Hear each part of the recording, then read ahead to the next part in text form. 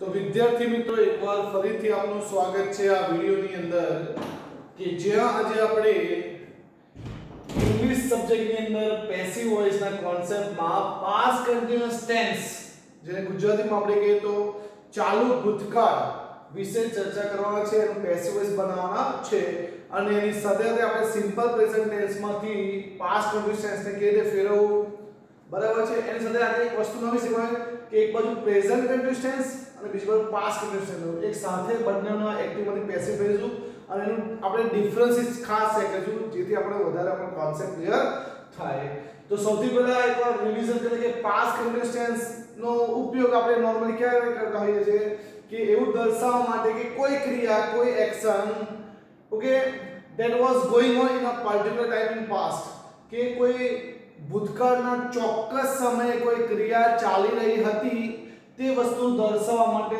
Past continuous tense ચાલુ ભૂતકાળનો ઉપયોગ થાય છે બરાબર આપણે કોન્સેપ્ટ સમજી ગયા છે જ્યારે આપણે ટેન્સ ભણતા હતા ત્યારે આજે આપણે પેસિવ વોઇસ જોવાનું પણ સૌથી પહેલા આપણે એક વસ્તુ જોઈ લઈએ કે આ ટેન્સ મતલબ કે ટેન્સનું પર રિવિઝન કરી રહ્યા છે તો એકવાર ફરીથી એક સિમ્પલ પ્રેઝન્ટ ટેન્સનું પહેલું વાક્ય લઉં છું કે he wrote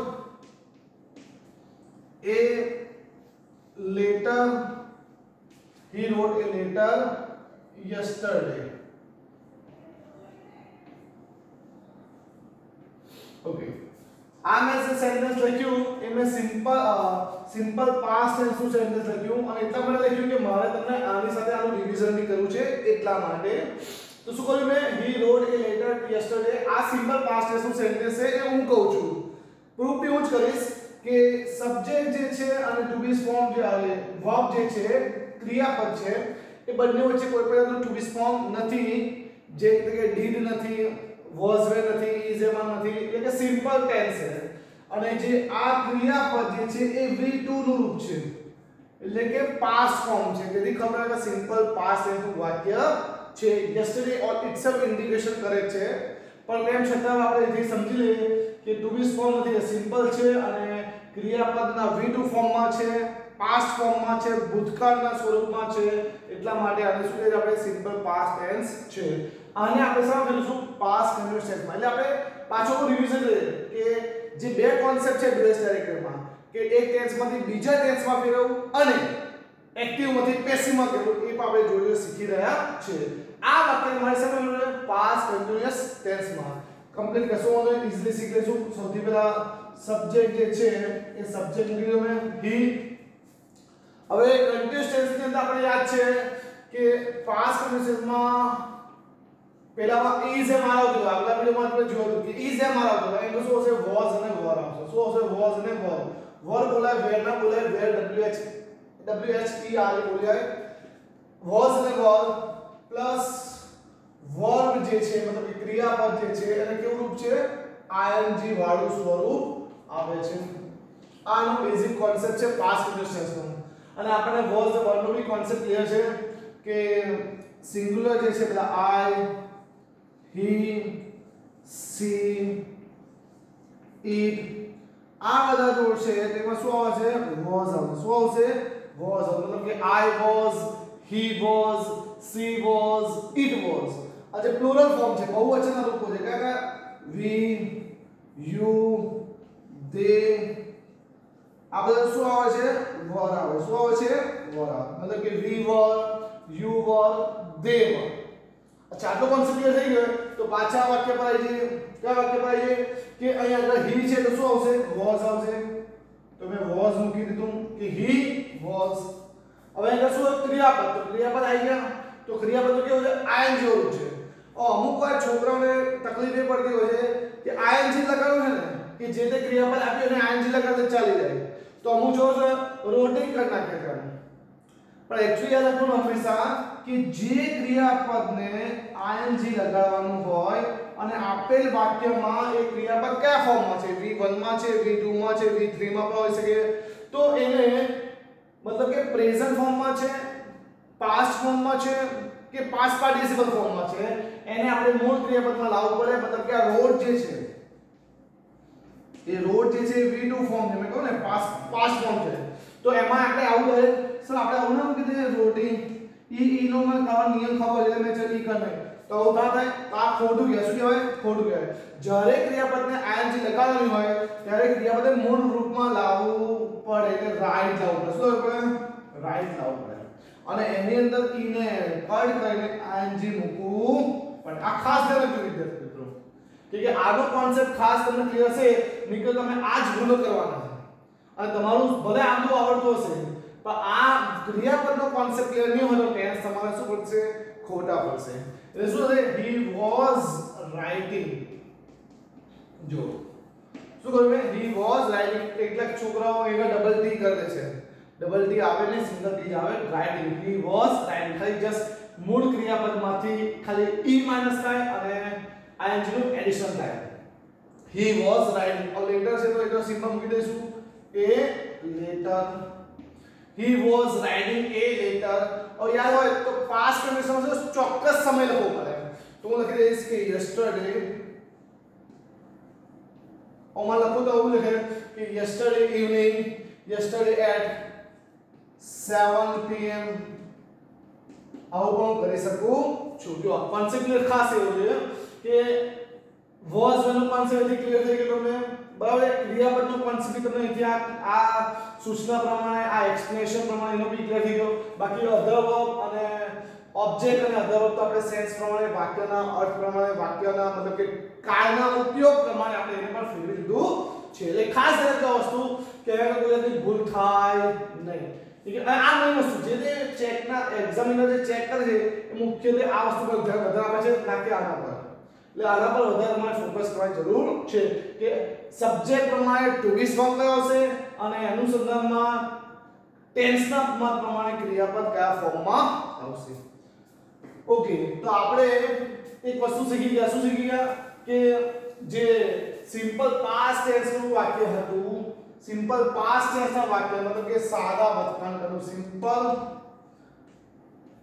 પાસ્ટ ટેન્સ નું જે વાક્ય હતું એ વાક્ય માંથી આપણને પાસ્ટ કન્ડિશનમાં પણ ફેરવતા આવડી ગયું આટલો કોન્સેપ્ટ વ્યવસ્થિત ક્લિયર થઈ ગયો અચ્છા હવે આપણે પેસિવ વોઇસમાં ફેરવવાનું તો પેસિવ ના રૂલ્સ ખબર પહેલા બે કે પહેલી શરત શું છે કે આપેલ વાક્યનો ટેન્સ ઓળખો તો આપણે ખબર પડી વોઝ એટલે પાસ્ટ અને ing છે એટલે કન્ટિન્યુઅસ એટલે પાસ્ટ કન્ટિન્યુઅસ ટેન્સ આપણે ખબર પડી ગઈ આટલા જ ખબર પડી બહુ દૂર જવાની જરૂર નથી આટલું ખબર પડી કે શું હતું હવે એનાલિસિસ કરો સબ્જેક્ટ વર્બ ઓબ્જેક્ટ અધર તો આપણે શું કરીએ છીએ પહેલા કે ઓબ્જેક્ટ જે છે સબ્જેક્ટ નું સ્થાન લેશે સબ્જેક્ટ જે છે ઓબ્જેક્ટ નું સ્થાન લે તો પહેલા શબ્દ શું મૂકી દઈશું આપણે ઓબ્જેક્ટ કોણ છે એ લેટર છે તો એ લેટર મૂકી દઉં મેં એ લેટર और लेटर जो શું આવશે થર્ડ પર્સન સિંગ્યુલર છે ઇટ છે લેટર્સ હોત તો વેર આવે પણ સિંગ્યુલર છે શું આવશે વોઝ और લેટર વોઝ હવે રાઈટ નું શું થશે રિટર્ન થશે V3 ફોર્મ થશે આપણને ખબર છે બધાને બરાબર write wrote written and writing પણ અહીંયા આગળ મારે જ્યારે V3 ફોર્મ લખું તો મારે કન્ટિન્યુઅસ ટેન્સ જાળવવા માટે શું મૂકવું પડશે આપણે યાદ છે બધાને કે શું મૂકી છે આગળ આપણે શીખી ગયા છે being મૂકી છે પ્રેઝન્ટ કન્ટિન્યુઅસ ટેન્સમાં શીખી ગયા a letter was being written હવે ઓબ્જેક્ટ ની જગ્યાએ સબ્જેક્ટ આવશે એટલે he નું શું થશે by him થશે જો હંમેશા ભૂલથી બી by him ના લખી દેતા કે સબ્જેક્ટ ઓબ્જેક્ટ બને મતલબ કે એનું કર્મનું રૂપ લખીશું આપણે સબ્જેક્ટ નું શું લખીશું આપણે કર્મનું રૂપ લખીશું હા કોઈ નેમિંગ વર્ડ હોય કે માય ફાધર છે માય સિસ્ટર છે માય બ્રધર છે ટીચર છે બરાબર સ્ટુડન્ટ છે તો ભાઈ જગ્યાએ by students by teacher by father by mother એવું લખી શકીએ પણ અહીંયા આગળ જો પર્સનલ પ્રોનાઉન હોય તો પછી આપણે શું કરીએ આ રીતેનો ઓબ્જેક્ટ નું રૂપ લખીએ છે તો આ letter was being written by him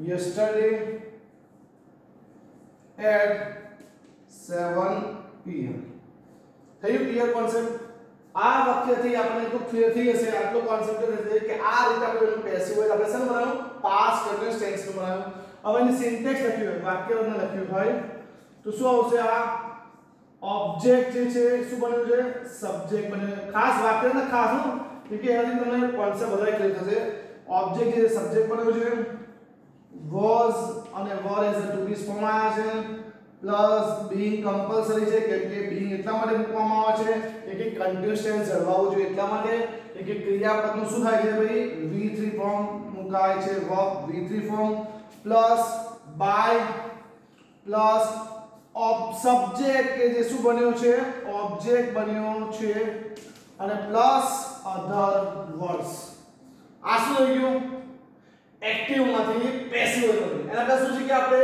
કે સિમ્પલ પાસ્ટ ટેન્સ ના વાક્યમાં આપણે શું કર્યું સિમ્પલ પાસ્ટ ટેન્સ ના વાક્યનું આપણે શું કર્યું પાસ્ટ કન્ડિશન માં ફેરવ્યું અને પાસ્ટ કન્ડિશન ના વાક્યને આપણે શું ફેરવ્યું પેસિવ વોઇસ માં ફેરવ્યું અને આ પેવી છે આ એવી છે ખબર પડી ગઈ ઓકે એની આપણે વાક્યરચના લખી અને એ પ્રમાણે આપણે સમજી ગયા હવે આ ફોર્મેટ નેગેટિવ હોય તો તમને આપણે જોવું છે હું દરેક વાક્યની પ્રમાણે ચર્ચાઓ કરવા નથી માંગતો એના થકી આપણે બીજા વાક્યનું એક્સપ્રેશન કરીશું અને સાથે સાથે પ્રેઝન્ટ કન્ટિન્યુઅસ અને પાસ્ટ કન્ટિન્યુઅસ શું તફાવત છે એ આપણે જોઈ લઈશું તો આ વાક્યમાં નેગેટિવ હોય તો શું કરું he was not writing a letter yesterday at 7 pm એટલે હું ખાલી શું એડિશન કરીશ was પછી શું not add કરીશ अब मैं अगर नॉट ऐड करूं तो was પછી અહીંયા भी मारे नॉट ऐड કરવું પડે કે આ letter was not being written by him yesterday at 7 આ નેગેટિવ એવું સિમ્પલ છે બરાબર હવે મારે શું કરવું છે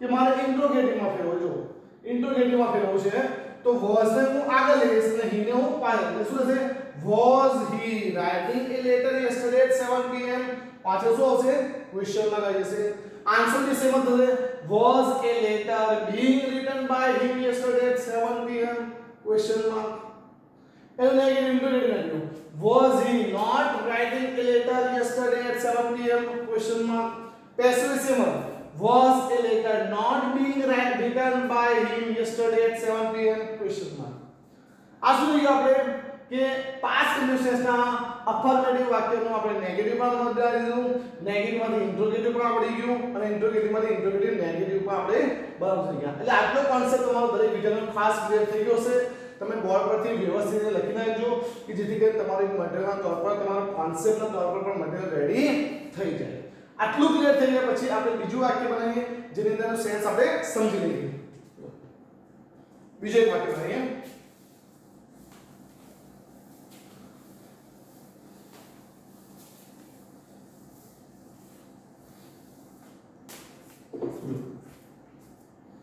બીજું વાક્ય બનાવીએ કે my father was જો my father was મૂકવું પડશે કે થર્ડ પર્સન સિંગ્યુલર છે એટલા માટે my father was taking a new car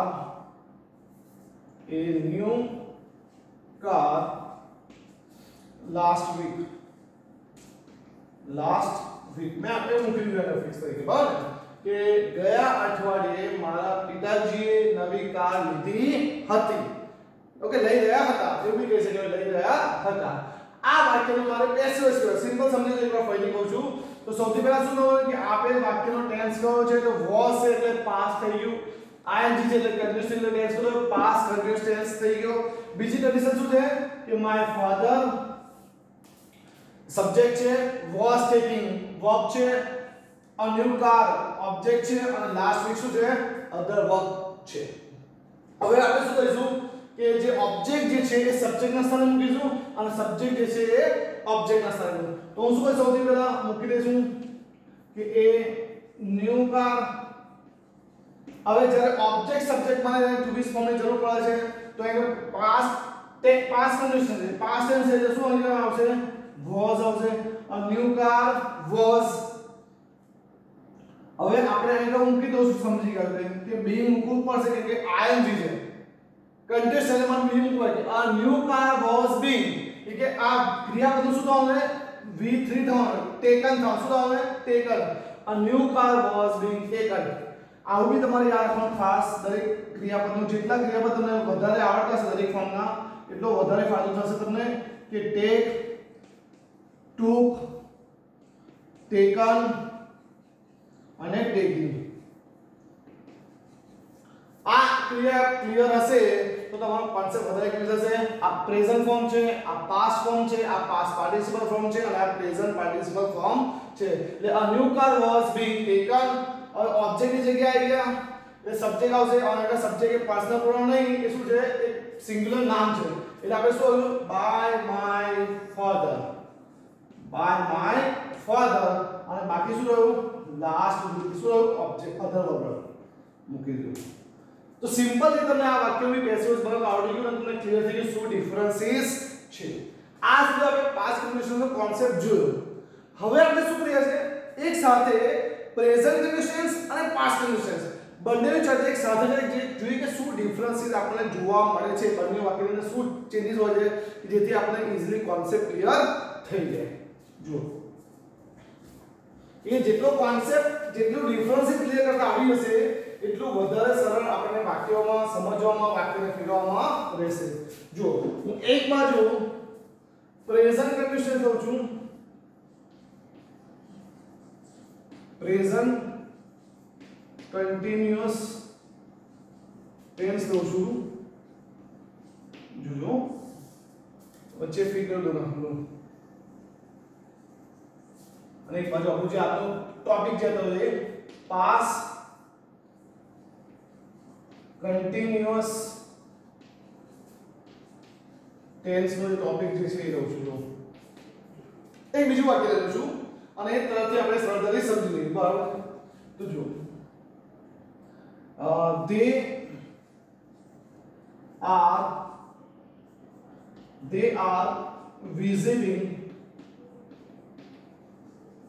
are visiting Taj Mahal. વાક્ય પાછું they are visiting Taj Mahal now.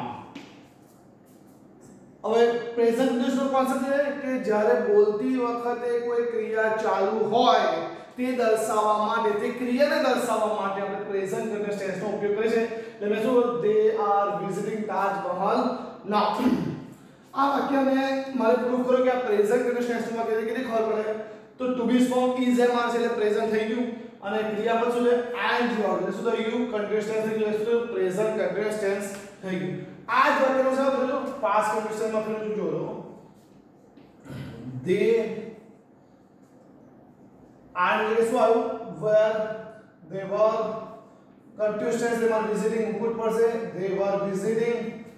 બરાબર છે, તાજ મહલ और लास्ट नाइट મારા આઉટ કોઈ તો બી લખી કે લાસ્ટ નાઈટ કે ફિક્સ છે એટલે લાસ્ટ નાઈટ મૂકું છું, લાસ્ટ વીક પણ મૂકી શકું છું, લાસ્ટ મંથ પણ મૂકી શકું છું અને એવું બી મૂકું છું કે yesterday at 7 pm, yesterday in the morning, yesterday in the afternoon આવું પણ લખી શકું છું. પાછું સેન્ટેન્સનો સેન્સ જવા માટે ટૂંકમાં લખવા માટે લાસ્ટ નાઈટ મૂકી દઉં છું કે ગઈકાલે રાત્રે લોકોએ તાજમહલની મુલાકાત લઈ રહ્યા હતા.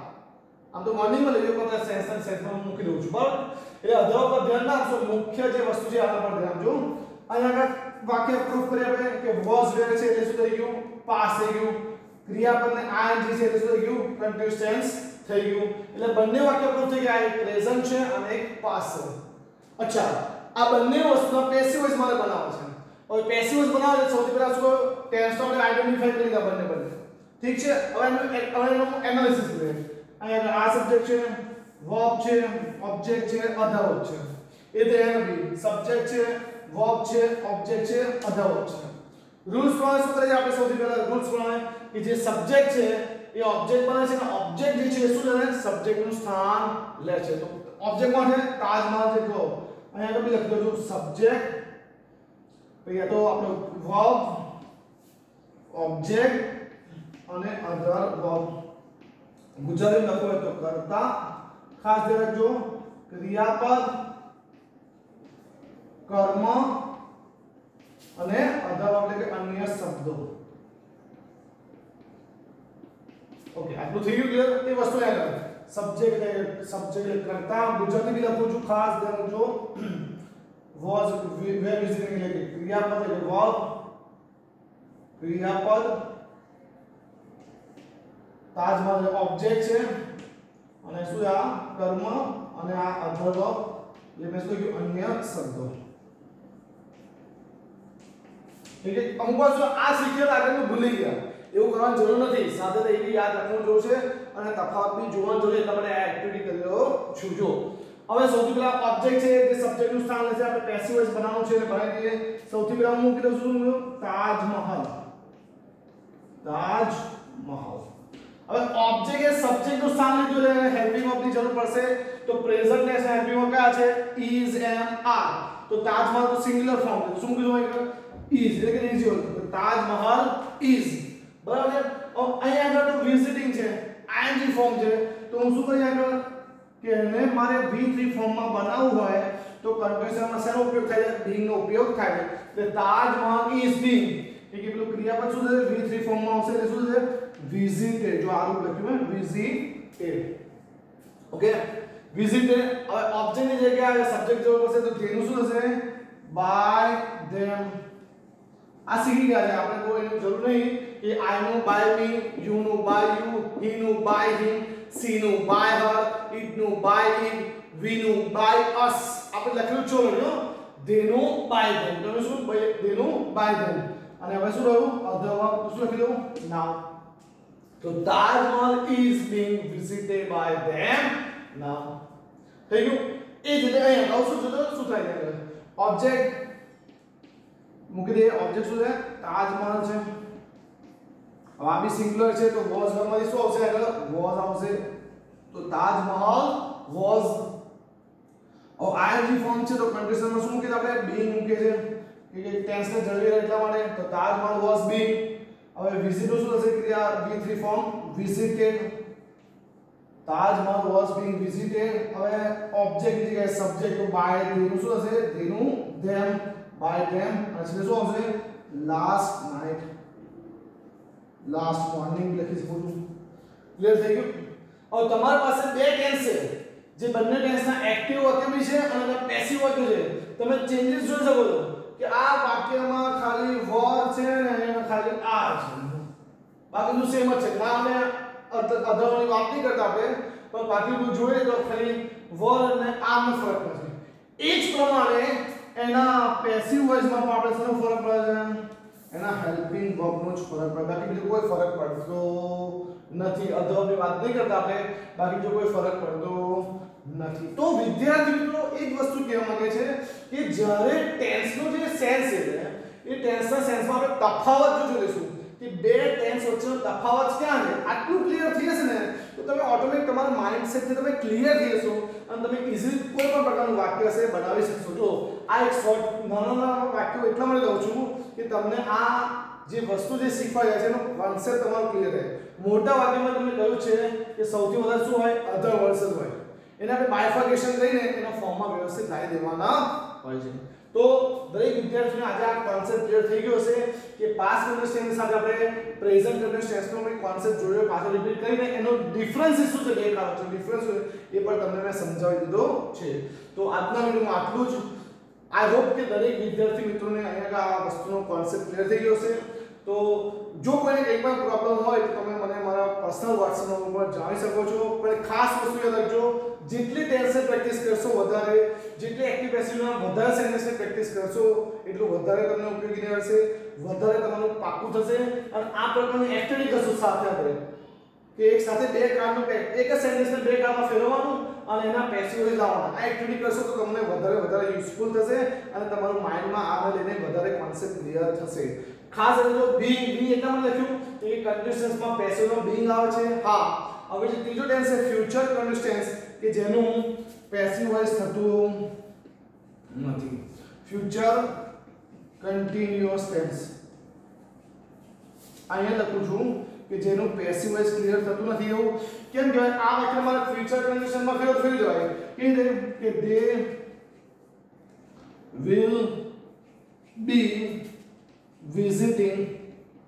they will be visiting Taj Mahal, okay, to next week।